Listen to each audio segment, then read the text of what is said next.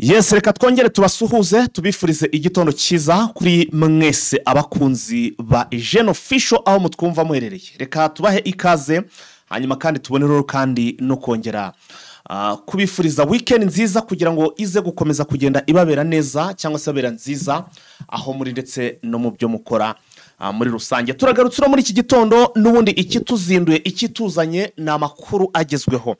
Namakuru rero nubundi nk'ibisanzwe tugiye gukomereza hano muri Burasirazuba bwa Repubulika ya Demokarasi ya Kongo. Turaza kugaruka kuki? Turaza kugaruka ku nama cyangwa se ku muhuro wabaye ku munsi w'ejo.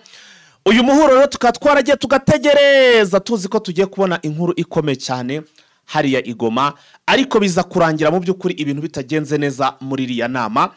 Birangira rwose kamera twongeye kuzisubiza mu bikapu turimanukira. Gusa ariko nk'umutaramu wanyu Eugene Official cyangwa se Eugene murabizi rwose fighter aho nageze ntago njya mva yuko hari byinshi ngiye kubagezo cyangwa se ngiye kubabwira byatumye ukumvikana ku mpande zombi bitagenda neza.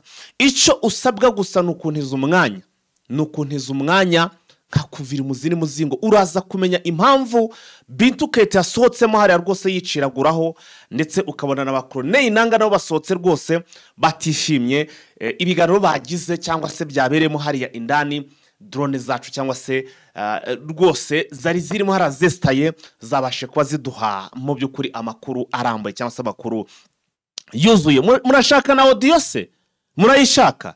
Aha mwe ntimuze kujya kure. Hanyuma ikindi kintu turi buze kugarukaho ni inkuru igendanye n'urugamba cyangwa se turaza kwinjira mu igendanye n'imirwano. Ubu tuvugana amakuru avuga ko uwitwa Kabido yamaze gufatirwa muri Butembo. Uyu mugabo ngira ngo minsi yashize mwumvishe inkundura avuga ko yaba yajoininze M23. Ibya Kabido nabyo ndabifite ahangaha.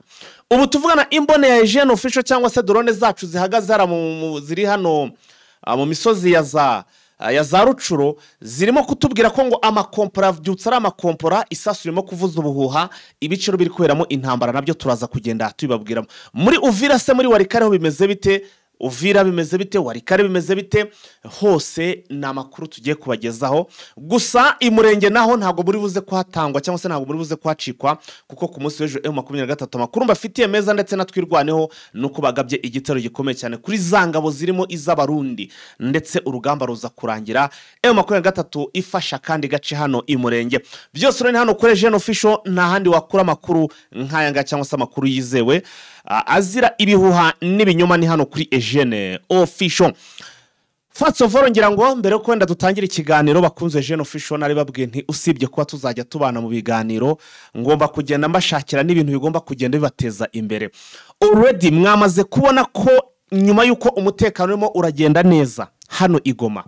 Mbere ko twinjira mu kiganiro kamanze nongere mbibabwire kuko ndimo ndategura ikiganiro neza nje nkazicara muri studio ngakora inkuru, ariko aho uherereye waba uri umukongomani waba uri mu diaspora cyangwa se waba uva mu kindi gihugu, amakuru mbafite nuko ibibanza hariya Igoma birimo biragurwa, birimo biratangwa ku mafaranga make cyane. Kandi dukurikije rwamukwana ujye uvuga ati ikintu cyo kuri agenda ati muri agenda dukurikije muri agenda uko ibintu bimeze umujyi wa Goma ubu ntabwo ari meze neza 100%, ariko urebye abantu muzi gufotora Kigali yo muri mirongo donc mu by'ukuri genocide irangira bayihagarika RPF imara kugera mu mujyi wa Kigali imara nyine kuhatengemeza. Icyo gihe yirebe none uyirebe mu myaka uko imyaka yagiye yicuma mu mezi cyangwa se mu myaka 5 imyaka 3 none uhita ubishira ubu ngubu. Icyo gihe nabwo nuza kuri basanga ikibanza cyaraguraga ubusana bw'abantu bakagira ubwango RPF singa kada gizavamo. Musibe kugura ibibanza hakiri kare. Kibanza niba n'amadolari 300 kibanza kiri kuboneka kuri ubwo busa ushobora kukigura mu myaka 10 byagenda subundi amadolari 300 uramutse ufuteye forfait ko hari n'ababetinzi babura narenzayo ukabetinga ukakigura byakwanga nyine bikanga byakunda bigakunda bigutwaye. Siba kugura ikibanza. Ejo bundi abantu barimo barabigura uzumva umuntu afite nk'ibibanza nka 100 ari kugurisha hariya yaraguze nka parcelle weho rwose uri kugenda gukuramo amafaranga nuko bumva ngo abantu barakize barabakire. Ibibanza umuntu ukeneye ikibanza haranashyizemo nimero ariko ndaza gushyiramo indishyi, ariko umuntu wese yanaduhamagara kuri iyo nimero yacu iri aho muri description, tukamunyuza mu buryo agomba kwinjiramo, hari bakamuha ikibanza. Igoma ikeneye abantu nkamwe rwose b'abasiniya bafite ubwenge, mugomba gutuma uriya mujyi wa Goma uzahuka. Ubu nge rwose byanjye rwose byo mubyihorere, menshi ni mabi, amenshi ni mabi. Reka twimanukira amakuru arambuye. Ubwo bakeneye ibibanza muraza kunyandikira, ariko n'ubundi na nimero muri buze kwandikaho muraza kuyibona, ndaza kuyibaha. Ibintu bimeze neza, ni mbarambare rwose, ibintu bimeze neza cyane hariya, ni show. Amakuru tubafitiye rero ateye ate?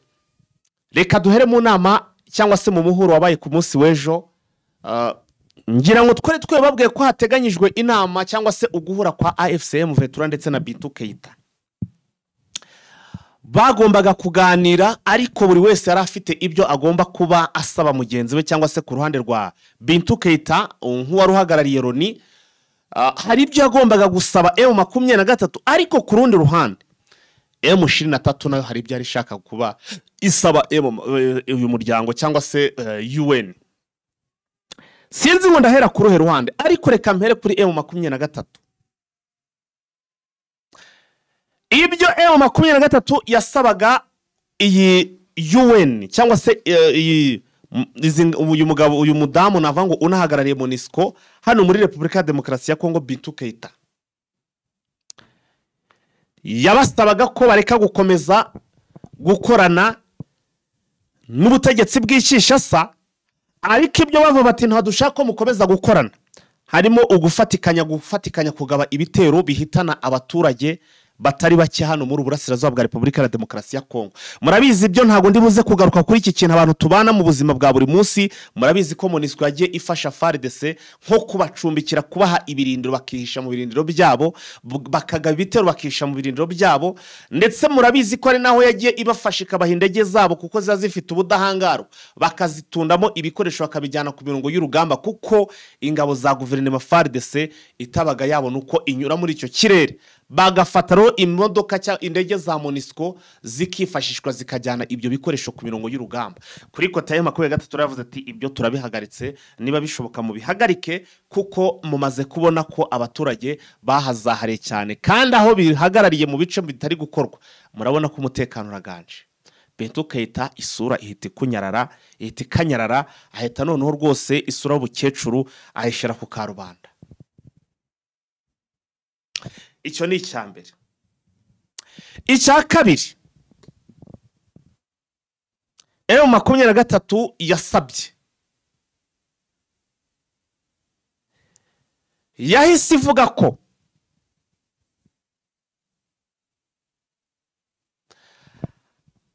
hari inyeshamba nyinshi zikibitswe hano muri iki kigo cya MONUSCO. Burango haracyarimo abasirikare benshi ba FDL babitswemo,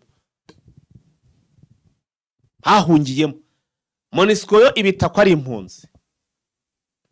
Yarabwiti izi mpunzi aba basirikare mubare kure bajye iwabo. Ntabwo M23 tutigeze babwira ko bababaha ngo mubaduhe, mubare kure mubohereze bajye iwabo mu Rwanda, basubire iwabo mu Rwanda, dushakira umutekano ubu Burasirazuba bwa Repubulika ya Demokarasi ya Kongo.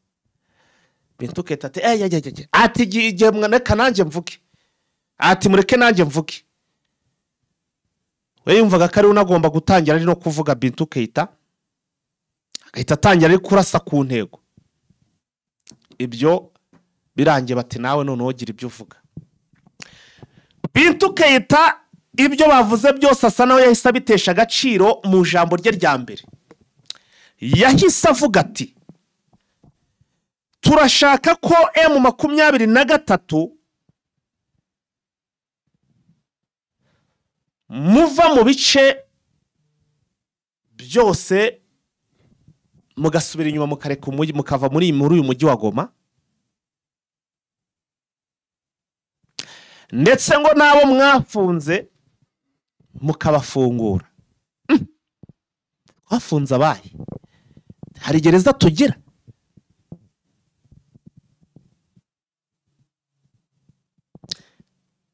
Icyo ni icyambere. Kabiri, turasaba ko mureka amasosiyete yari asanzwe akora ubucukuzi bw'amabuye y'agaciro, ubucuruzi bw'amabuye y'agaciro mu bice muherereyemo, mwayareka agakomeza agakora. Mwari mwabonye witwa Justin Ndayishimiye Honorable arimo aratabaza, arimo aravuga ati ari gusaba meya ni minisitiri amusaba ati rwose shakisha ibishoboka byose, ushakisha ukuntu ibintu bijyanye no gucukura byasubira ku murongo. Ati nsubire mu binombe n'iki byose. Kaba karabaye, haba harahiye koko, haba harahiye. Yavuze ibyo bintu haba harahiye.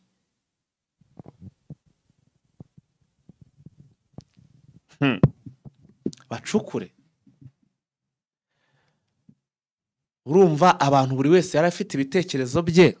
Bintu Keita yari yibere mu bintu bijyanye n'ubukungu, yari anari kugenda areba ku bukungu, anasaba ko mu 23 yahava, kandi ntabwo agomba kuvuga ngo ihagume, kuko aho mu mategeko yabo ntabwo gushigikira umutwe witwaje intwaro birimo, kandi mu 23 maginga ngabo baracyaye barankinyeshamba.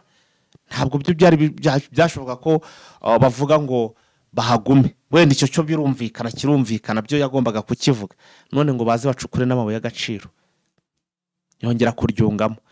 Twirengagije, ntabwo tubanje kubabwira za dosiye yagenda avuga ko M23 harango muri Rubaya ngo bakuramo nibuhanga buranga ibihumbi 300 by'amadolari bya buri kwezi. Ibyo nabyirengagije.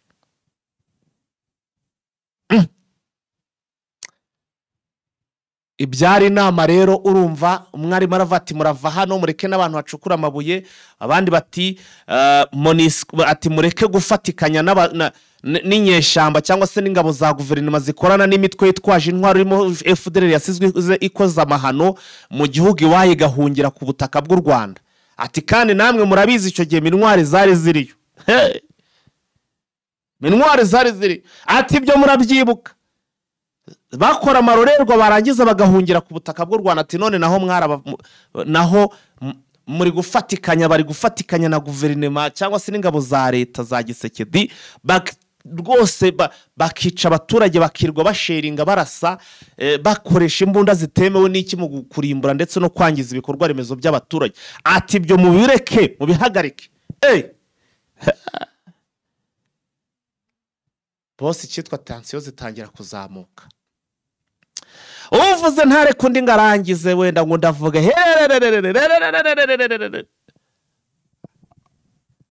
niba harimo umucamanza Nyundo abakubise ku meza, ati muhagarike. Ati reka tugende tubyige twese tuzongera tugaruke. Nguko Bintu Keita asohoka yariye karungu, Nanga nawe asohoka, yewe bananga nabo basohotse bariye karungu. Ibi ndaza kubigarukaho, ndashaka kugira ngo nyuma yo gusohoka hari ijambo bahise basoma, ndaza kurishyiraho nge ndi kumwe na Vincent iryo tangazo kugira ngo tuze nabwo kurigarukaho. Nge narindi bo ndagenda baha ku nshamake, ariko ntabwo urugamba hano hantu rugiye kurangira, kuko ikigaragara Monisco cyangwa se UN Bintu Keita uri ahangaha ntabwo ari buze gutanga agahenge kuri M23. Reka ibyo byo mu byibagirwe, ibyo byo ni mu byibagirwe. Bintu Keita nabonye hariya ntabwo yoroshe, we araza, ariko ukumva ko ibyo we donc papasiye cyangwa se ibyo arambirijeho n'amaminere ntibazatubeshe tuba tubireba, tuba twamaze kubibona. Reka rero tuve muri iyi nkuru duhite twirekera ku nkuru ya General Kabido. Amakuru mfite nuko General Kabido yahoze ayoboye Wazalendo hano muri Rubero, teritwari ya Rubero, niwe wari uyikuriye. Biza kutangazwa, byavuzwe kuri rezo sosiyo ko uyu mugabo yaba yajoininze M23, ariko ntabwo twigeze tubona itangazo ya M23 ivuga ko uyu mugabo yaba yajoininze M23. Amwe makuru rero mbyutse nkurura nyuma yuko hari ibinyamakuru byutse bitangaza ko uyu mugabo yafatiwe muri Butembo, yarangiza ngo ndetse ngo akaba bari gutegura kumujyana Kinshasa. Amakuru murabona ko nje mu kigano nkerewe, nafashe umwanya uhagije wo gucukumbura, gukurikirana amakuru cyitwa idonido. Uyu Kabido ntabwo yigeze joininga M23, ahubwo yafashe kimwe cya kabiri cy'ingabo ze zose arangije arakireka kijoininga M23 ubwo M23 ageraga hehe hariya muri Rubero kandi nta mugayo n'ubundi abasore nta handi bagombaga kujya kuko bari bokejwe igitutu atagomba gukomeza guhungana no yari yigire mu buhunzi arangije arabasiga nabo babonye nta ko ari bubigenze bijoininga muri M23 arabareka baragenda we yahise rero ngo yigira mu bwihisho hamwe na Twice wiwe na ndacyarimo iyi nkuru ndacyarimo kwicukumbura ndimo ndagenda nyinyi mbaha wenda amwe makuru wenda make na kubyo maze kugera ariko yizeye kugira ngo muze kumenya aho muri buhere kuyo muri buze kugenda mukurura hirya no hino nyuro yo guhungara yibere mu bwihisho niba kashi zamushiranye rero rwose akavuga ati reka ngire nje gushaka ndi agisohoka kigera muri Butembo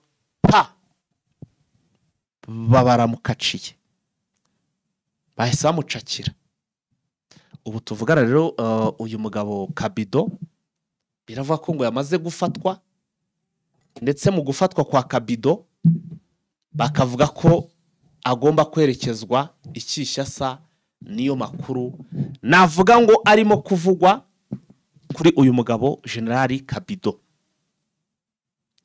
Kabido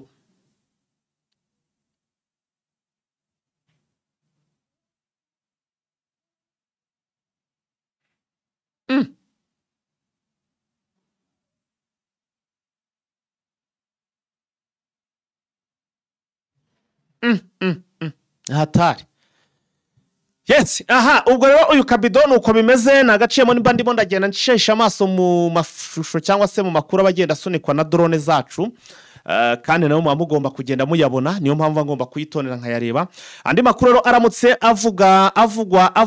aravuga iki aravuga ko rwose ubu tuvugana ngo mu misozi ngo ibisasu biremereye biri kumvikana mu misozi ya Karinga ngo ni hejuru ya Pinga ya centre ya Pinga aho ni muri centre no hejuru ya ngo kansubiremo aka kantu gasome neza ngo ibisasu biremereye biri kumvikana mu misozi ya Karinga hejuru ya Pinga centre no muri centre ya Warikare karabaye Warikare naho urugamba rusa no rwamaze gutangira ni update ubwo urumva ko umpaye update ntabwo abura kugira ute kujya gushakisha situation cyangwa se amakuru yuzuye bivuze ngo stay in touch guma hano kugira ngo uze kubona amakuru ahagije cyangwa se yizewe gatanu kuri kagenzi kako hanyuma andi makuru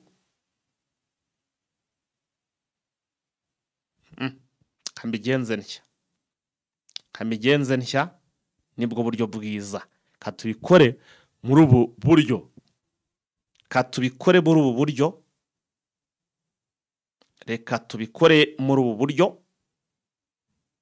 reka tumanuke muri ubu buryo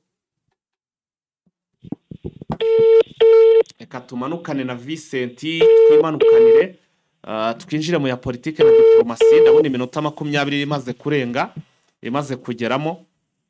imaze kugeramo already tugomba guhita twakwiharira ijambo tugomba kumanukana n'abandi Vincent waramutse neza kwahita waramutse igitondo cyiza ndetse na weekend nziza rwose nkwifuriza gukomeza guca impaka urakoze cyane nawe wikurije kugira igitondo cyiza kandi na weekend nziza hanyuma Vincent nahoze mbona rwose akazi ntabwo koroshye rwose urimo urandika inkuru nyinshi cyane ndabona rwose icapiro ryabaye icapiro ndagira ngo tubanze rwose imbere yuko dukomeza byinshi tubanze tunagaruke kuri izi nkuru ziremereye cyane ariko numva twahera nko kuri iyi nkuru ya hano mu mujyi wa Goma kuri Bintu Keita nawe uri umwe mu bantu nabonye rwose bari kwandika ku nkuru kuri iyi nkuru wanditseho inkuru byinshi cyane ndagira ngo tugaruke kuri inkuru Vincent nibyo nk'uko bivuga n'ubundi n'inama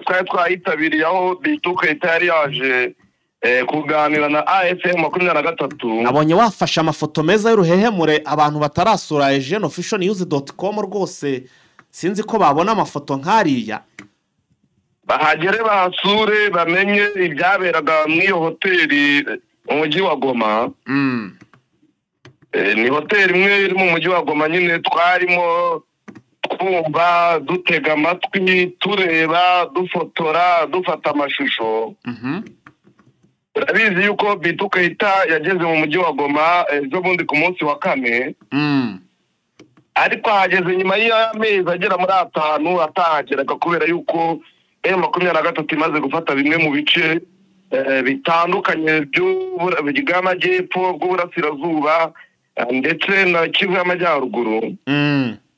Uyu muyobozi wa MONUSCO ntabwo yavuze rumwe n'uyu mutwe.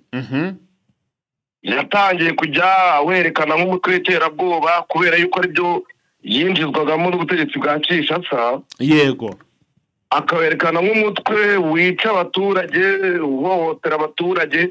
M23 nayo ikamwereka yuko ibyo avuga atari byo kandi atabyumva, ikamwereka ko akwiye kubahiriza inshingano zamuzanye nk'uko mandate ya Conseil de Sécurité bimubwiraga ati ukwiye gucunga umutekano w'abasivile aho kuwangiza cyangwa kujya kwifatikanya n'ubutegetsi bwa Kinshasa kurwana. Ntabwo biri mu nshingano zawe. Ngo yaberekaga ngo uburyo rwose ngo bagiye bacumbikira ingabo zikorana n'inyeshyamba n'ubundi zirimo FDL yasize ikoze amahano ngo akaba rwose donc ngo byari byinshi cyane. Amubwira uburyo kibagenda bafasha gutwara intwaro kuzigeza aho bidashoboka. Bibutsa ko hari n'abandi ngo bagicumbikiye hari ababaye n'ubundi n'ibintu byinshi cyane. N'ibyo rero AFC yashinjwaga ubwo mu gihe bahuraga baraganiriye ariko baganira mu muhezo ntitwabasha kumenya ibyo bari kuganira, ariko imboni zacu kuko nubwo baba bari kumwe bari abo muri MONUSCO bari aburi muri M23 tuba tugiye dufitemo imboni, byinshi byose tuba dufitemo imboni. Naje kuducira ku mumayanje ibyo bagiye bavugana n'uburyo batumvikanye. Bavuga yuko M23 yabwiraga MONUSCO ati mwebwe ntabwo mukwiye gukomeza kwifatikanya na Kinshasa kugaba ibitero kuri M23 cyangwa kubaha amakuru y'ubutasi. N'amakuru y'ubutasi shana nacibagiwe. Uvuze akantu keza rwose n'amakuru y'ubutasi nabyo nari nabyibagiwe. Ati ku itariki 11 z'ukwezi kwa 2025 mwahaye amakuru y'ubutasi FARDC FDLR wazare mufatikanyije na SAMIDRs kugira ngo batere umujyi wa Goma kandi bawigarurire. Ati cyo turabanenga. MONUSCO ikavuga ati twebwe turi umuryango w'abibumbye ntabwo dukorana n'inyeshyamba. Kandi inshingano dufite zo gukorana namwe kubera ko mwebwe muri inyeshyamba ntabwo mwemewe n'amategeko. Ati muteye kumva ibyo tubabwira ntabwo tubasaba ahubwo turabategeka kugira ngo mubyubahirize kuko abaduha inshingano ni leta ya Kinshasa ntabwo arimo. By'ukuri inama yaranzwe n'ibitekerezo bidahuye kandi bikomeye. Haba ku ruhande rwa M23 bari bafite uburakari, haba ku ruhande rwa MONUSCO bari bafite uburakari.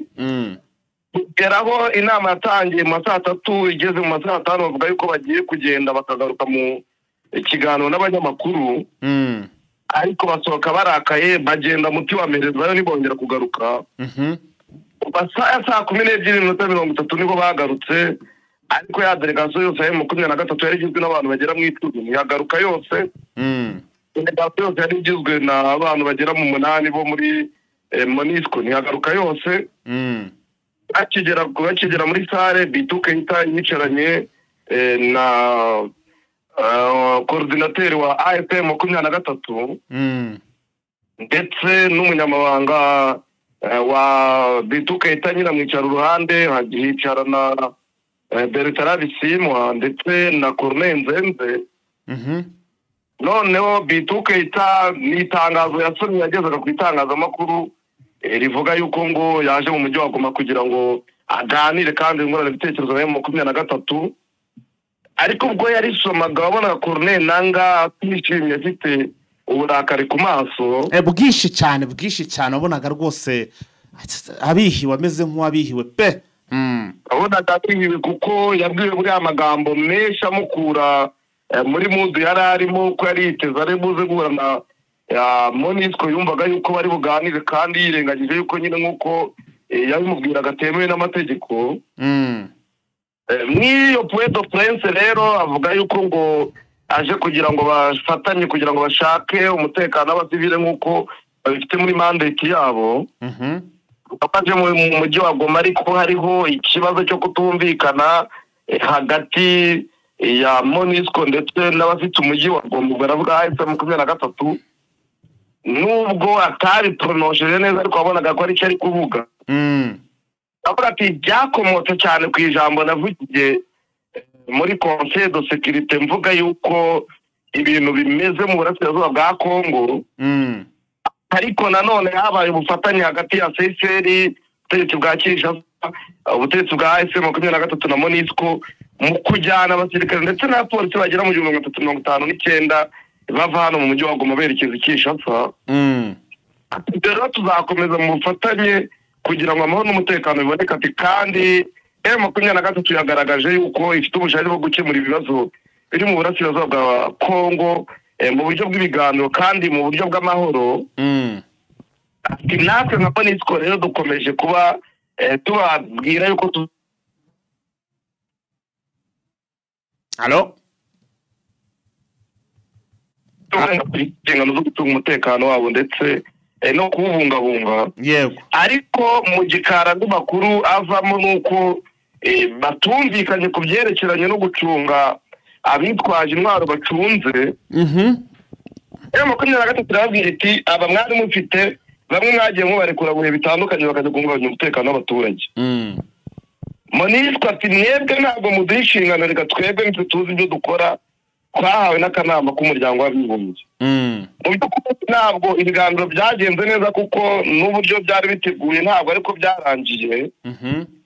Ariko wareba uruhande rumwe ukabona yuko MONUSCO nyine ntabwo ari kujya mu kwakwa AFC-23 kubera ko amategeko abagenga ndetse n'amabwiriza ntabwo bibemerera. M23 rero nabo n'inyeshyamba urumva ntabwo bari kwemera yuko MONUSCO bategeka ibyo bakora kandi bavuga bati mwifatanya n'ubutegetsi bw'umwanzi.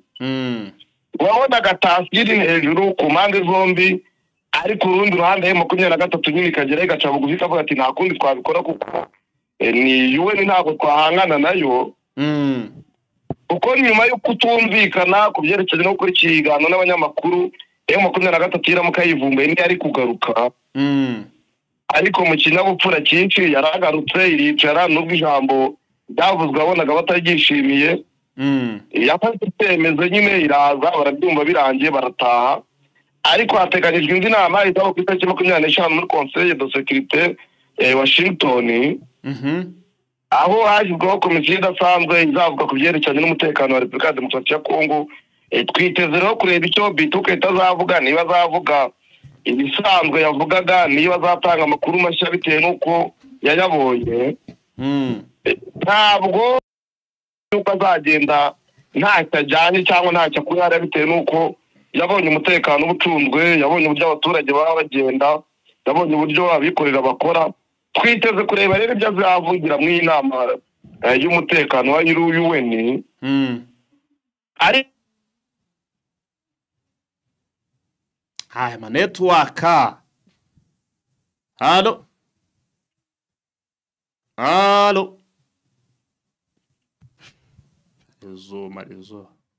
Amarezo ameze nabi. Amarezo ameze nabi, ariko reka dukomeze tugerageze kabisa. Komeze tugerageze turebe. Vincent, amarezo aragenze nabi, wari ukitubwira? Nari nkivuga yuko amakuru yerekana yuko n'iyi nama y'akanama k'umuryango w'abibumbye kwishyura umutekano ku isi, uko bigaragara nuko Bituke itazatanga amakuru atandukanye nayo yajyaga atanga, kuko yayatangaga ari Kinshasa babimubwiye. Ariko noneho yigereye kuri tele abona uburyo umutekano w'abaturage ucunzwe, abona uburyo polisi irimo ikora, abona uburyo aba businessman bakora, kuko yabaye 23 ibangamira business ntago iyi hoteli baba barakoreyemo inama. Dutekereza ko rero mu gihe azitabira inama ku itariki 25 z'ukwezi kwa gatandatu, amakuru azatanga na raporo azatanga bizaba bitandukanye cyane n'ibyo yagiye avuga mu bintu bitandukanye kuri AFM 23. aha ndumva ibintu ari uko rwose bimeze neza cyane. Hanyuma vise reka twigarukire ingabo za Sadeke zimwe zamaze kugera mu gihugu iwabo muri South Africa, cyane cyane zisa South Africa, ariko ku rundi ruhande uyu munsi ngo hari n'abandi bari butahe. Ishusho cyangwa se amakuru kuri iyi nkuru nabonye rwose wagerageje kugenda ubyegeranya, bimeze bite ibya Sadeke? Nibyo nk'uko Afurika y'Epfo yabitangaje, yavuze yuko ingabo zabo icyiciro cya mbere kizagera muri Afurika y'Epfo ku itariki 13 z'ukwezi kwa gatandatu 2025 saa 7 z'amanywa. Ejo rero bageze nk'uko bari babiteganyije n'ubundi, bahagera bakirwa, bamwe batwaye udufuka twa buke nduge, abandi batwaye udufurumba dutandukanye. Bakaba barakiriwe rero na minisitiri ushinzwe ingabo ndetse n'abavuye ku rugerero. Bakiriye akadiho yenda nuko bakoresha kumva uko baririmbaga mu kizuru.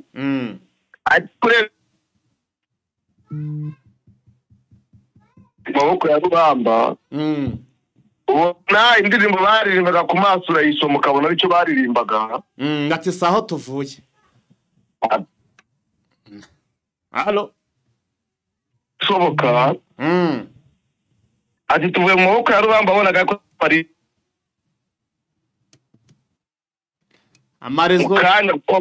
amarezo ko mbona ahantu uratangiye kugenda b'ikibazo Vincent. Urumva ni mu mupaka. Umupaka nabyo ako umupaka akageraho bagashyiraho akabyo.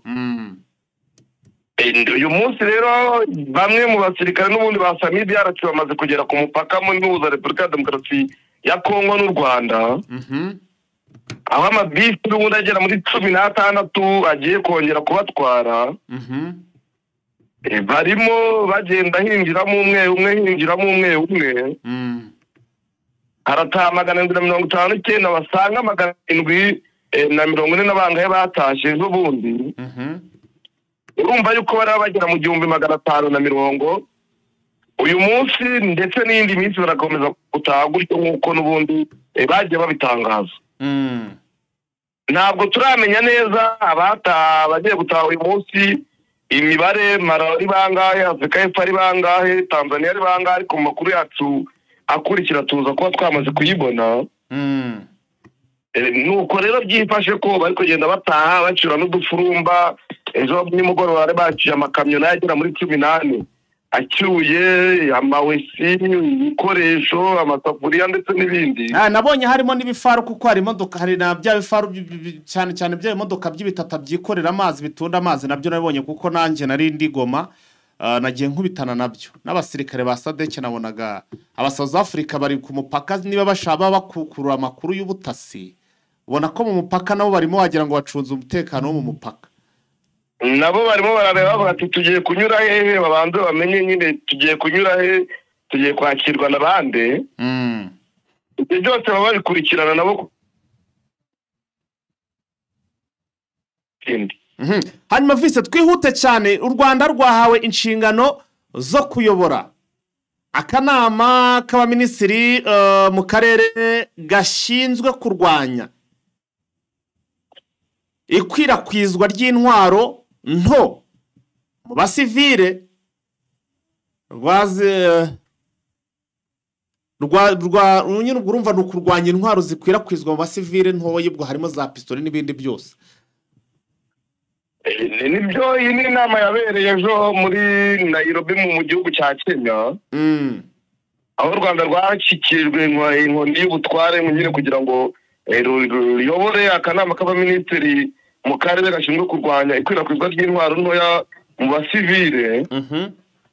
Akaba ari inshingano bahawe bazimerita kubera yuko u Rwanda rwitwaye neza mu kurwanya intwaro mu basivile. Ntabwo ni gake cyane wasanga umusivile mu Rwanda afite intwaro. Ahubwo se hari uhari nta musivile ufite imbunda ahari, ndabihamya mbo sinzi, ariko mu bihe bitandukanye nyine muri za 97 98 nabizi ko byari bikomeye. Ariko iki gihe rwose kugira ngo uzabone umusivile ufite intwaro ni gake cyane kuko mbiheruka za 2022 na 2023 mu karere ka Rusizi mu murenge wa Nkombo abo bafatanya abasivile bamwe intwaro ariko ni bake cyane ntabwo bagera kuri 1% ku buryo wabona bafite intwaro mu gihe mu bindi bihugu bituranye n'u Rwanda usanga nibura 1% by'abaturage batuye igihugu baba bafite intwaro. Aha rero u Rwanda navuga yuko rwawe inshingano n'ubundi ruzimbeta kuko rwagaragaje ibintu bifatika bigaragaza yuko kurwanya intwaro mu basivile bishoboka. Hanyuma rero ubwo mu by'ukuri izo inkoni bakabaye bahaye kabero bagiye kurongora uyu mugwi. Iyo bagiye kurongora uyu mugwi wa mugani w'umuturanyi. Irani na Israel bimeze bite hari ahantu nako ndi kumva bombori ngo byatangiye kuba kwaca birakomeye. Irani na Israel ni ibintu bitoroshye. Israel yerutse kurasa muri Irani zo bundi kuwa gatatu iharashingitana ndetse n'umuyobozi w'umutwe witwaje intwaro ari kushamikiye kuri Islamic State kubera yuko ngo bari bafite gahunda yo kurasa muri Israel. Ariko Israel nayo ubungubu yaraye ihuye n'ibitero bikomeye cyane kuko Irani yarashe ku kibuga cy'indege cya Tel Aviv bitasu bigera n'ijana bya bitire. Nka data nta antimissile bafite se. Israel ivuga yuko yabashije kubizimya ifatanyije na leta z'ubumwe za Amerika ariko ni makuru ari mu binyamakuru bitandukanye bivuga yuko Israel ibeshya itabashije kugera ku cyiciro cyo kubizimya byose. Abaturage rero bari muri Israel bakavuga bati birashoboka yuko ibi bisasu byangije ibintu byinshi bishoboka ariko ubutegetsi bwa Israel bukaba budashaka kubyemera. Ariko amakuru dukesha departement ya Amerika ishinzwe umutekano wo hanze Amerika yatangaje ko yafashije Israel kuzimya zino misile zari ziturutse muri Iran. Amerika yabahaye uruyambo rwo kubizimya. Amerika bivuga yuko yabafashije kubera ko Israel ifatwa nk'umwana wa leta zunze ubumwe za Amerika. Yabizi yuko mu ntambara nyinshi yaba iyo bahanganyemo na Palestine yaba iyo bahanganyemo n'abahuti muri Yemen yaba iyo muri Gaza yaba yo ni nyinshi cyane leta zunze ubumwe za Amerika zigenda zibafasha kugira ngo zibashe kurwanya iterabwoba nk'uko amasezerano bafitanya bivuga ngo ni ugufatanya mu kurwanya iterabwoba. Hanyuma se n'iki watubwira kuri uyu mutwe wa Codeco ukomeje kwica abantu hariya muri turi Vincent wenda turimo turagenda tunagana ku musozo.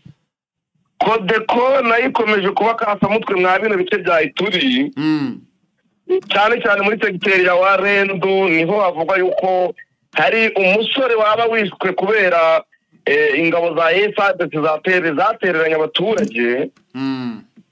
Codeco rero iri mwa kino gice iyobowe n'uwo bita Shadrake ikaba yarishe uwo musore ejo none abaturage bahuruza abasirikare bo muri FARDC ariko birangira batabatabaye. None abaturage bari baravuga bati turabona yuko aba FARDC na Codeco barimo bakorana kuko nta buryo twabatabaza bakabura kudutabara badakorana. Barimo barabakingira ikibaba kubera yuko hari n'ihene zigera muri 30 zingaye bibye.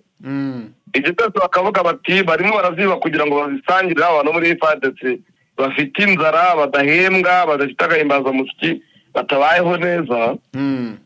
Abaturage rero bakavuga bati ibi bintu ntabwo tuzabyihanganira birakwiye yuko kino gisirikare gicibwa intege niba cyarananiwe n'ubundi kuturindira umutekano. Abo muri M23 AS bakadufasha gucunga umutekano kuko ntabwo twazahuva niba amanywa n'ijoro dukomeza kubura abavandimwe dukomeza kubura abana. Ntabwo ari byo kuba Codeco itarwanwa ati FARDC ifitemo uruhare nk'uko abaturage babivuga. Muri make urumva ko basa no bari mu mikoranire baravuga ko barabakinira mu mikoranire n'uyu mutwe twaje mwaro Codeco. Vise rero buriya nakore kugakomeza ugakurikirana amakuru cyane cyane ukibanda aho ngaho naho ukareba Sadeke se noneho bigezeho ibyabo byo gutaha ndetse ukareba n'andi makuru ayo hirya no hino dore ko ibice bigiye bitandukanye biri ku byabyukiyemo imirwano. Rwose ndakomeza ndikurikirane uko amasaha agenda yegera imbere turakomeza kubagezaho andi makuru. Okay, urakoze cyane Vincent. Urakoze nawe ndagushimye. Yes, bakunze Jeune Official rero nguko ngayo akaryoshye bakubwira ko rwose katajya gahora mutama amakuru yacu yo muri iki gitondo nuko rwose twayabateguriye bitavuze rwose ko amakuru ari make amakuru ni menshi cyane hariho amakuru menshi cyane ariko nyine igihe nukunguka kiba cyanganye ariyo mpamvu rero tuba tukubwira tuti wo komeza ubane natwe ukande subscribe niba utarayikanda no kunzogera kugira ngo n'andi makuru azajya hagera uzajye ubona notification bityo ubone amakuru mu imbere. Hanyuma rero wibuke kandi no gusura urubuga rwacu rwa eugeneofficialnews.com kugira ngo ubujye usoma inkuru igihe wenda udashaka ibigusakuriza cyangwa udashaka kumva amakuru mu buryo bwa video ujyeho unisomere usura urubuga kandi unarusharinge kugira n'abandi barumenye narwo turumenyekanishe. Niko bimeze niko ibintu biba bimeze. Ku rundi ruhande ariko n'ubundi watwandikira tukagushyira kuri WhatsApp channel yacu kugira ngo n'ubundi uzajye ubona video tuba tutashyira kuri YouTube ndetse tutashyira no kuri website ariko haraho tuba turazihashyira mukazibona.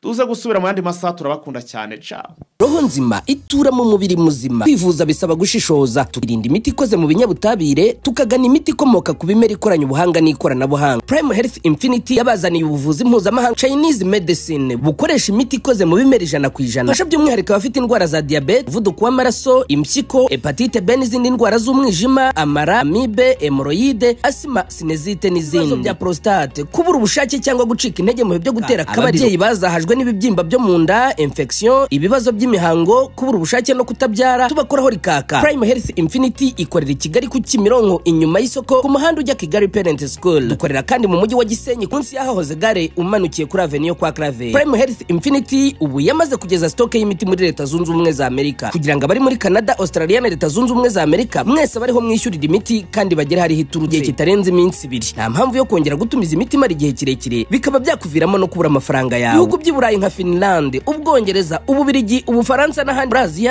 ndetse n'ibindi bihugu bya Afrika dukoresha posta na DHL namwe imiti kabageraho mu gihe kitarenze iminsi 5. Duhamagare cyangwa twandikire kuri WhatsApp 788 99 95 05 76.